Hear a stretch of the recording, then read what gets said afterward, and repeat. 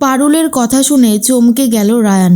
সম্পূর্ণ জানতে ভিডিওটিতে একটি লাইক করে দেখতে থাকো।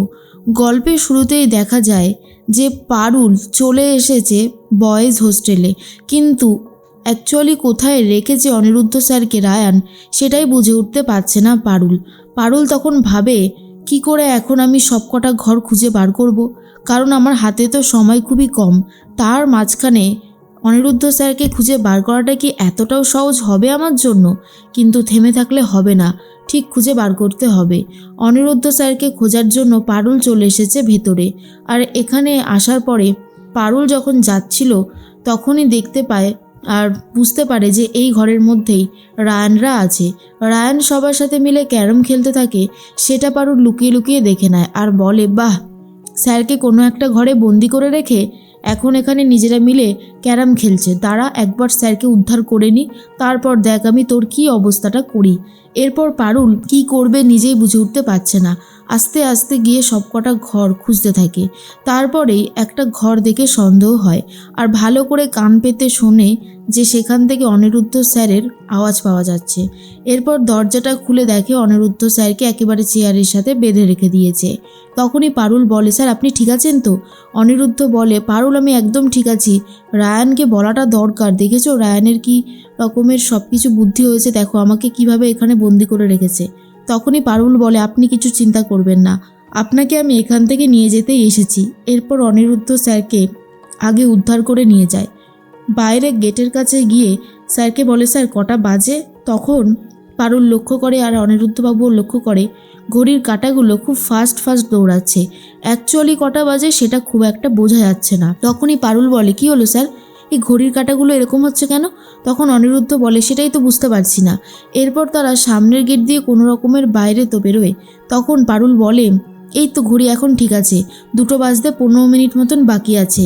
আপনি এক কাজ করুন, তাড়াতাড়ি চলুন, নাহলে তো সর্বনাশ হয়ে যাবে। ঠিক সেই মুহূর্তেই পারুলের মাথায় আসে কি করে ঘড়ির কাঁটাটা এত ফাস্ট ঘুরছে, অ্যানালগ ঘড়ির কাঁটা এত ফাস্ট ঘুরছে কি করে, এটাই তো পারুল বোঝার চেষ্টা করছিল।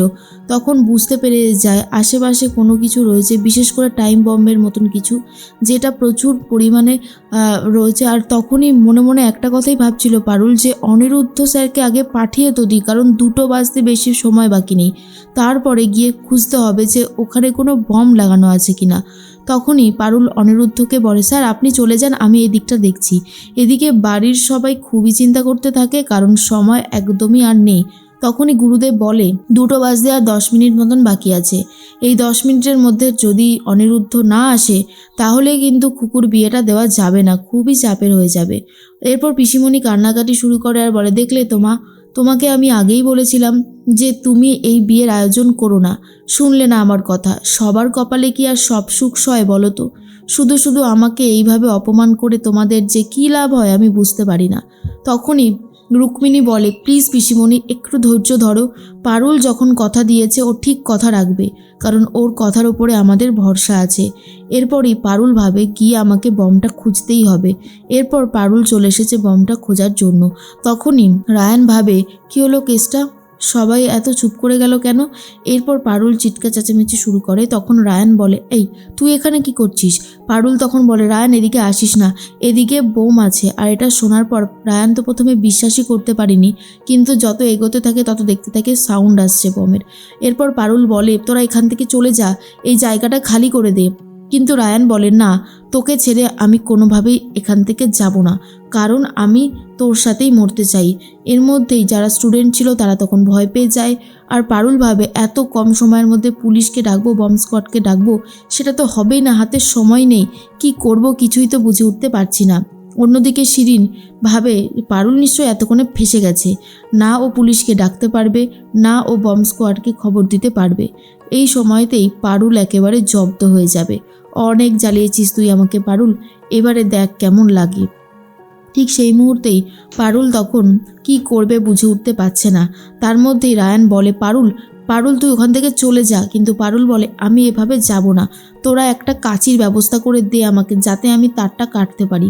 এরপর পারুলকে একটা কাঁচি দেওয়া হয়। এদিকে সময় মাত্র বাকি আছে 30 সেকেন্ড, তার মধ্যেই যে কোনো একটা তার কাটতে হবে। পারুল তখন ভাবে, সময় তো হাতে বেশি বাকি নেই, তাই আমাকে এই তারটাই কাটতে হবে। এদিকে শিরিন ভাবতে থাকে এত করে নিশ্চয়ই পারুল শেষ, কিন্তু তখনই পারুল লাল তারটা কেটে দিয়ে বমটাকে একদম সেভ করে নেয়, কারণ সেই বমটা আর ফাটে না। টাইমটাও একেবারে দাঁড়িয়ে যায় জায়গাতেই। পারুল বুঝতে পারে এই বমটা আর ফাটবে না। এরপর সবাই খুশি হয়ে যায় আর পারুলের পায়ে ধরে রীতিমতো নমস্কার করে আর বলে আজকে যদি পারুল এখানে না থাকতো তাহলে কেউই বেঁচে ফিরতো না। পারুল বলে সব কিছুই হয়েছে ভগবানের জন্য, না হলে এত কম সময়ের মধ্যে চোখে পড়া তারপর তারটা কাটা, সত্যি আজ অনেক বড় বিপদ থেকে বাবা ভুবনেশ্বর আমাদেরকে বাঁচিয়েছে। এর মধ্যেই রায়ান বলে কিন্তু এখানে এই বমটা লাগালো কে? পারুল তখন বলে সেটা আমি কি করে জানবো কে লাগিয়েছে।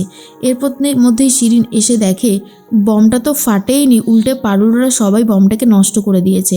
পারুলের হাতে কাঁচি দেখে শিরিন গেস করতে পেরেছিল ঠিকই, আর বলে শেষ পর্যন্ত পারুল এখান থেকেও নিজেকে বাঁচিয়ে নিল। উফ, এই মেয়েটা যে আর কি কি করতে পারে সেটাই আমার ধারণা নেই। আর কতবার একে বিপদে ফেলার জন্য আমাকে বিপদে পড়তে হবে তার কোনো ঠিক ঠিকানা নেই। এর মধ্যে রায়ান বলে তুই নিজেও জানিস না পারুল যে তুই কত বড় বিপদ থেকে আমাদের প্রত্যেককে বাঁচিয়েছিস। পারুল বলে বাঁচাতে তো হতোই, কারণ না হলে যে আমরা সবাই শেষ হয়ে যেতাম, আর সেটা হলে তো খুব একটা ভালো হতো না, তাই না? রায়ান তখন বলে তা তো একদম ঠিক কথাই বলেছিস, সত্যি আজ আমার অনেক বেশি আনন্দ হচ্ছে এই সব কিছুর জন্য। তবে তোর জীবনটা একদম পুরো নষ্ট হয়ে গেল, বল 2টো তো বেজে গেছে। পারুল বলে কে বলেছে নষ্ট হয়ে গেছে? আরে বাবা, তুই যদি বুনো ওল হোস, আমি কিন্তু বাঘা তেঁতুল, এই কথাটা ভুললে চলবে না কিন্তু। এরপর রায়ান ভাবে হঠাৎ করে পারুল এই কথাটা বলল কেন। এরপরে পারুল চলে যায়, কারণ ভাবে যে পিসিমণির আশীর্বাদটা নিশ্চয়ই এতক্ষণে হয়ে গেছে। রায়ান তাড়াতাড়ি করে সেইখানটায় যায় যেখানটাতে অনিরুদ্ধকে আটকে রেখেছিল, কিন্তু গিয়ে দেখে অনিরুদ্ধ আর সেখানে নেই। তখনই রায়ান ভাবে তবে কি পারুল অনিরুদ্ধ স্যারকে নিতে এখানে এসেছিল? কিন্তু ও কি করে খোঁজ পেল যে আমি অনিরুদ্ধ স্যারকে এখানে আটকে রেখেছি? পুরো বিষয়টাই আমার কাছে যেমন একটা ধাঁধা লাগছে, বুঝতে পারছি না কেন এমনটা হচ্ছে। তবে এই পারুল না সত্যি সত্যি জাদু টোনা জানে, সব কিছু একেবারে বুঝে যায়।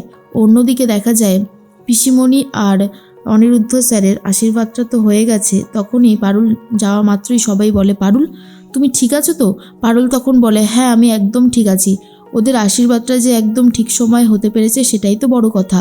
তখন ঠাম্মি বলে সব কিছুই তোর জন্য সম্ভব হয়েছে রে দিদি, আর তোর না ছাড়া কিছুই হতো না। এর মধ্যে রায়ানও চলে এসেছে। তখনই দাদু বলে আচ্ছা রায়ান, তুমি কেন এরকম করছো আমি বুঝতে পারছি না। তুমি তো অন্য কোনো মেয়েকে ভালোবাসো, তাহলে পারুলের প্রতি তোমার এত রাগ আর জেদ কেন? তখন রায়ান কি বলবে বুঝে উঠতে পারে না। পারুল তখন বলে তুই যদি আমাকে সত্যি ভালোবাসিস তাহলে এখনই নিজের মুখে স্বীকার কর, কিন্তু রায়ান কি বলবে সেটাই বুঝতে পারছিল না।